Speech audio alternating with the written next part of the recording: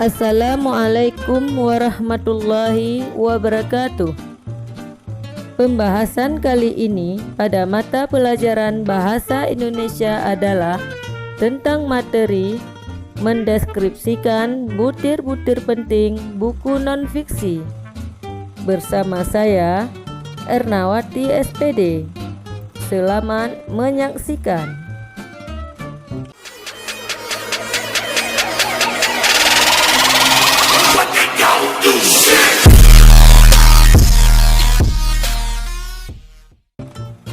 Saat ini, kegiatan membaca sudah sangat jarang dilakukan.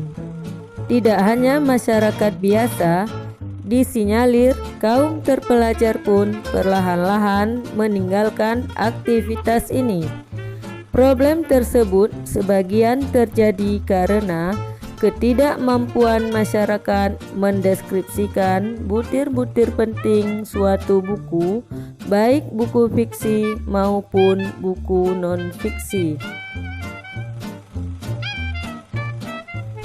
Membaca buku fiksi seperti novel, cerita pendek, kumpulan puisi dapat dilakukan sambil mendengarkan musik atau melakukan kegiatan lainnya.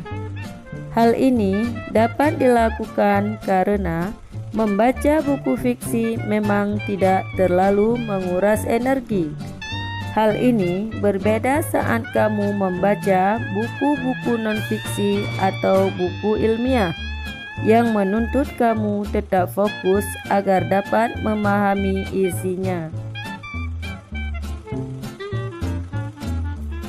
Perbedaan antara buku fiksi dan buku non-fiksi.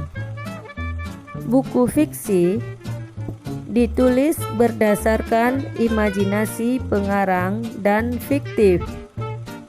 Dapat berbentuk cerpen, novel, drama, dan puisi. Dipengaruhi subjektivitas pengarang, berusaha menggugah perasaan dan membangkitkan emosi pembaca. Bahasanya bersifat konotatif dan menimbulkan tafsiran yang beragam. Sementara buku non-fiksi dibuat berdasarkan fakta, realitas, atau hal-hal yang benar-benar terjadi di dalam kehidupan sehari-hari. Dapat berbentuk esai, artikel, resensi, biografi, dan autobiografi. Harus dibuat dengan memperhatikan keobjektifan. Selain itu, menggugah nalar atau pikiran pembaca. Bahasanya bersifat denotatif dan tidak menimbulkan makna ganda. Salah satu jenis buku non-fiksi adalah buku pengayaan. Sebagaimana jenis-jenis buku non-fiksi lain seperti buku pelajaran, ensiklopedia, biografi, autobiografi, buku sejarah, buku pengayaan perlu difahami butir-butir pentingnya agar bermakna bagi pembaca.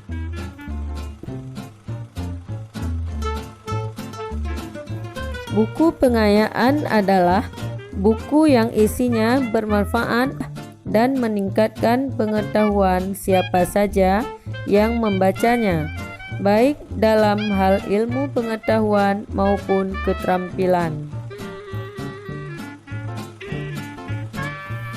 Karakteristik buku pengayaan adalah sebagai berikut.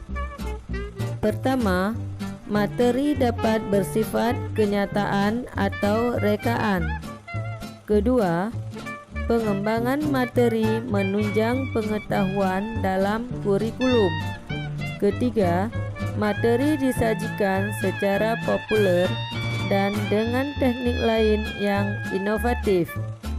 Keempat, penyajian materi dapat berbentuk deskripsi, eksposisi, argumentasi, narasi, puisi, dan atau menggunakan alat bantuan gambar. Kelima, adanya penggunaan media yang kreatif dan inovatif.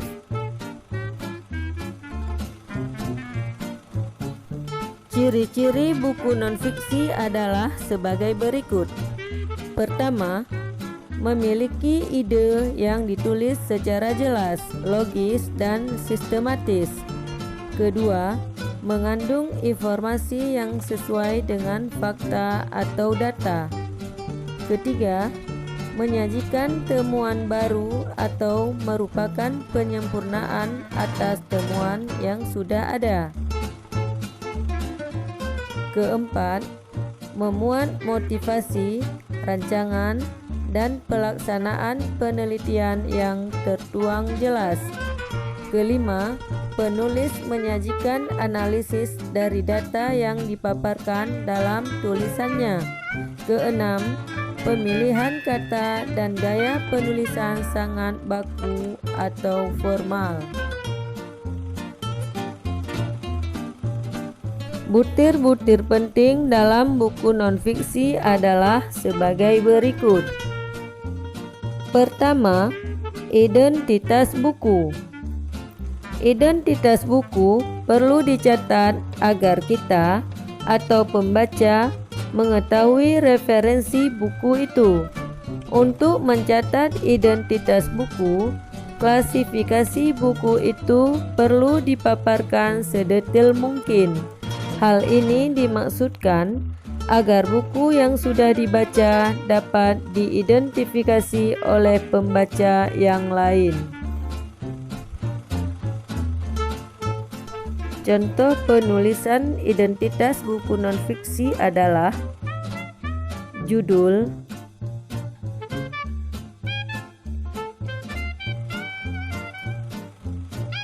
ISBN,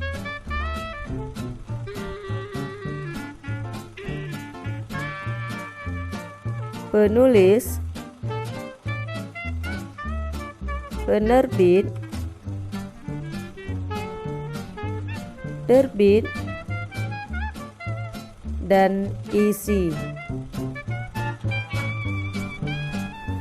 Yang kedua, manfaat materi atau isi buku. Setelah membaca buku nonfiksi, kita perlu mencatat manfaatnya. Sebagai contoh, buku berjudul 4 Hari Mahir Menulis Artikel, cerpen, novel, skripsi, membuat penasaran pembaca sekaligus memotivasi mereka untuk mendalami informasi tentang cara cepat atau 4 hari seseorang atau pembaca dapat mahir menulis dalam buku tersebut. Ditambah lagi, di dalam buku terdapat subjudul panduan cepat dan tepat bagi para penulis pemula. Hal ini membuat pembaca semakin ingin tahu mengenai materi yang ada di dalamnya. Ketiga, format buku. Format buku sangat menentukan seberapa besar pembaca tertarik pada isinya. Seperti sampul buku atau cover yang dikemas dengan menarik. Tampilan buku dan gambar-gambar pendukung juga menjadi daya tarik khusus bagi pembaca.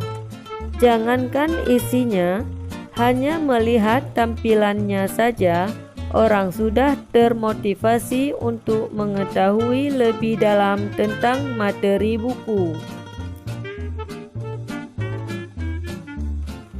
Keempat, penyajian materi atau isi buku. Penyajian materi dalam buku nonfiksi harus menarik, terutama dalam penyampaian isi. Penyajian isi yang baik harus memenuhi beberapa kriteria, antara lain memenuhi standar penulisan ilmiah, bahasa pengarang mudah difahami, dilengkapi dengan contoh atau ilustrasi, dan ilustrasi mendukung uraian. Penyajian isi yang baik dan menarik akan lebih mendapat perhatian pembaca dibandingkan dengan penyajian yang biasa-biasa saja. Kelima, bahasa yang digunakan. Bahasa yang digunakan dalam buku non-fiksi hendaknya bahasa yang lugas, logis, menarik, dan mudah difahami. Bahasa yang mudah dipahami tidak banyak menggunakan majas. Keenam, kelebihan buku. Sebuah buku non-fiksi dianggap bermutu atau memiliki kelebihan apabila memenuhi kebutuhan informasi atau ilmu pengetahuan pembaca. Isinya dapat dipertanggungjawabkan, menyajikan sebuah perspektif yang baru dan segar terhadap suatu topik, dan memberi inspirasi. Cukup sekian dulu. Kita jumpa lagi pada pembahasan materi selanjutnya. Wassalamualaikum warahmatullahi wabarakatuh.